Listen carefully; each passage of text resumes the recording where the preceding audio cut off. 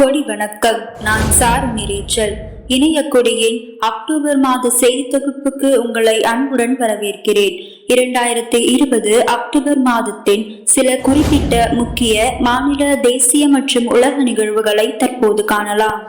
முதலில் மாநில செய்திகள். நாட்டின் எந்த மாநிலத்திலும் அத்தியாவசிய உணவுப் பொருட்களை வாங்கிக் கொள்ளும் ஒரே நாடு ஒரே ரேஷன் கார்டு திட்டம் தமிழகத்தில் செயல்பாட்டிற்கு வந்தது. இந்த திட்டத்தை முதல்வர் பழனிசாமி துவக்கி வைத்தார். இத்திட்டம் சென்னை, காஞ்சிபுரம், செங்கல்பட்டு, திருவள்ளூர் உள்ளிட்ட 32 மாவட்டங்களில் அக்டோபர் 2 முதல் செயல்பாட்டிற்கு வந்தது. மேலும் தூத்துக்குடி, தஞ்சாவூர், விருதுநகர், ராமநாதபுரம், மதுரை, திருவண்ணாமலை உள்ளிட்ட மாவட்டங்களில் வரும் அக்டோபர் 16ஆம் தேதி முதல் செயல்படுத்தப்படுகிறது. சென்னை எழும்பூர் அரசு தாய்சேய் நல மருத்துவமனையில் ஒரே நாளில் 64 பெண்களுக்கு பிரசவம் பார்த்து சாதனை படைத்துள்ளதாக அம்மருத்துவமனை இயக்குனர் விஜயா தெரிவித்துள்ளார்.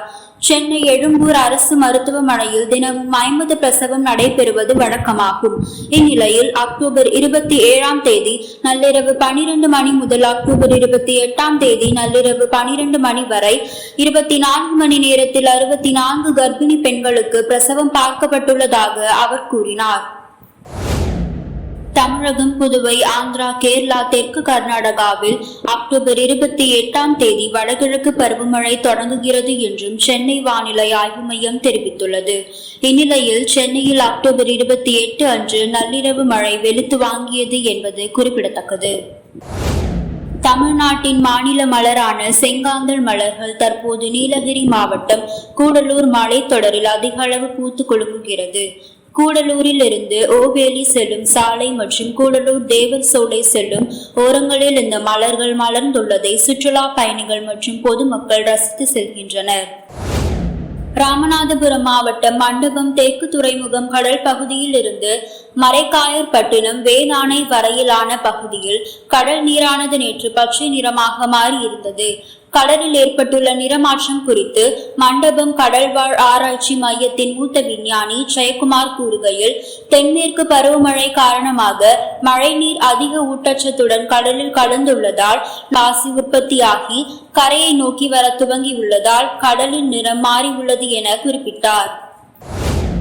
புதுச்சேரியில் அரும்பார்த்தபுரத்தில் தேசிய நெடுஞ்சாலை 45 கட்டப்பட்டுள்ள 1 கிலோமீட்டர் நீள பாலத்தை காணொலி மூலம் மத்திய சாலை போக்குவரத்து மற்றும் நெடுஞ்சாலை அமைச்சர் நிதின் கட்கரி நாட்டுக்கு அர்ப்பணித்தார். இதைத் தொடர்ந்து காணொலி மூலம் உரையாற்றிய நிதின் கட்கரி, சென்னை, புதுச்சேரி, கன்னியாகுமரி இடையே நீர்வழி போக்குவரத்து விரைவில் தொடங்கப்படும் என தெரிவித்தார். விழுப்புரம் மாவட்டத்தில் செஞ்சி எல்லைக்குட்பட்ட பொன்பத்தி ஏரியில் ஆயிரக்கணக்கான பறவைகள் குவிந்து சரணாலயம் போன்று காட்சியளிக்கிறது. இதனை ஏராளமான பொதுமக்கள் ஆர்வமுடன் பார்வையிட்டு வருகின்றனர். தற்போது ஏரியின் அதிக அளவு நீர் தேங்கியுள்ளதால் ஏரியின் நடுவே உள்ள கருவேல மரங்கள் பறவைகள் தங்குவதற்கு ஏற்ற இடமாக இருக்கிறது என்பது குறிப்பிடத்தக்கது. அடுத்ததாக தேசிய செய்திகள் தொடர உள்ளது. மகாத்மா காந்தியின் 152வது பிறந்த நாளை முன்னிட்டு குடியரசுத் தலைவர் ராம்நாத் கோவிந்த், பிரதமர் மோடி ஆகியோர் மரியாதை செலுத்தியுள்ளனர். பிரதமர் மோடி ட்விட்டரில் பதிவிட்டுள்ள வாழ்த்து செய்தியில், காந்தியின் வாழ்க்கை மற்றும் உன்னத எண்ணங்களிலிருந்து கற்றுக்கொள்ள நிறைய இருக்கிறது என்றும், வளமான கனிவான இந்தியாவை உருவாக்க மகாத்மா காந்தியின் கொள்கைகள் வழிகாட்டட்டும் என்றும் குறிப்பிட்டுள்ளார். உலகின் மிக நீளமான அடல் சுரங்க பாதையை இமாச்சல் பிரதேசத்தில் பிரதமர் மோடி அக்டோபர் 3 அன்று திறந்து வைத்தார். கடல் மட்டத்தில் இருந்து 10,000 அடி உயரத்தில் அமைக்கப்பட்டுள்ள இந்த நெடுஞ்சாலை சுரங்கம் 9.02 கிலோமீட்டர் தூரத்துடன் இருவழி சாலையாக அமைக்கப்பட்டுள்ளது.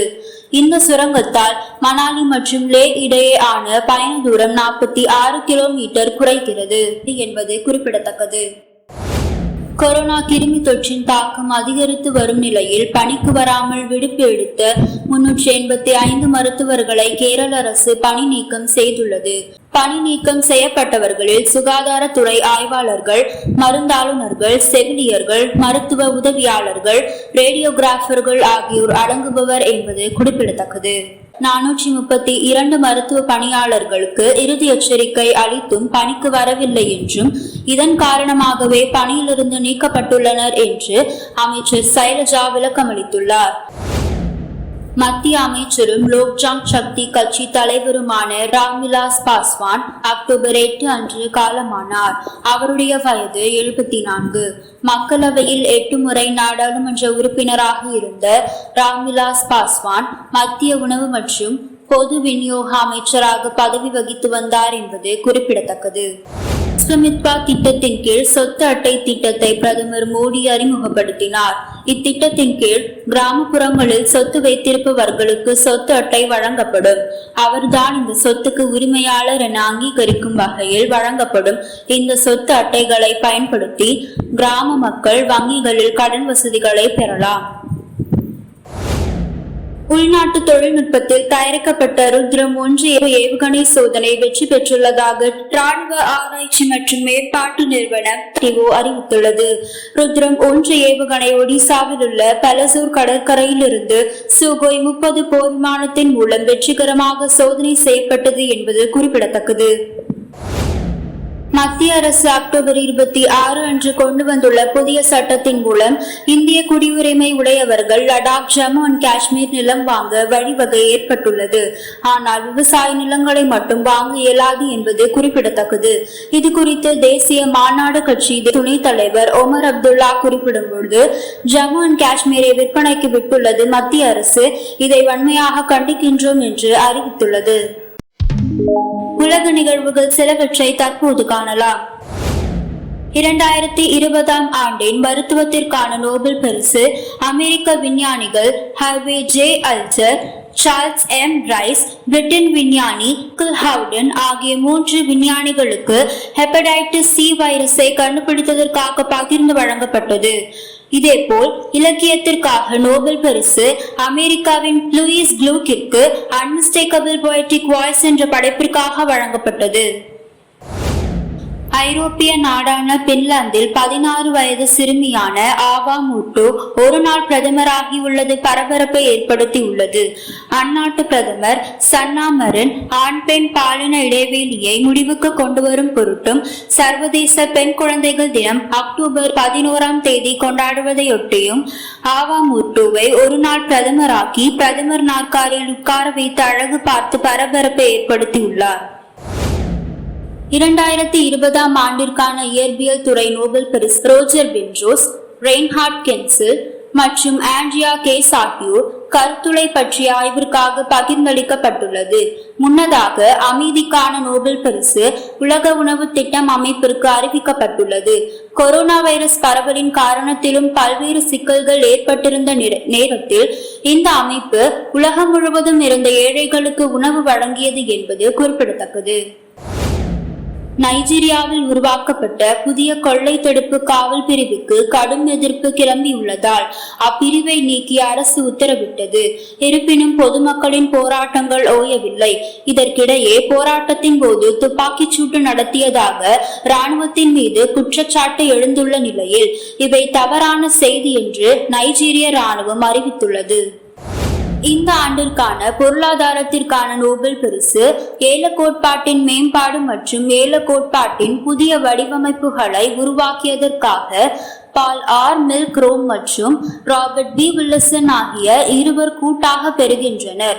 அதேபோல் 2020 ஆண்டு வேதியியல் துறைக்கான நோபல் பரிசு இம்மானுவேல் சார்பெண்டியர்ஸ் மற்றும் ஜெனிஃபர் ஏ டவுட்னா ஆகிய 2 பெண்களுக்கும் மரபணு சார்ந்த ஆராய்ச்சிக்காக அளிக்கப்பட்டுள்ளது.